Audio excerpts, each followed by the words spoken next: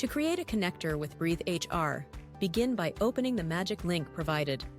When the pop-up surfaces, click on Allow and proceed further. The system will prompt you for an API key.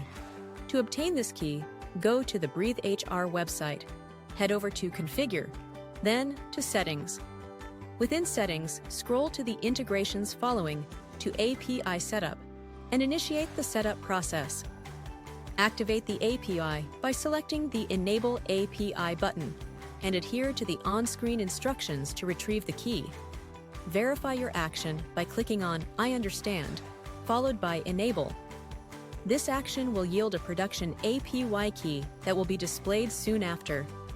Copy the production API key, insert it into the designated API key field, and hit Connect. A confirmation message will indicate that the connection has been successfully established.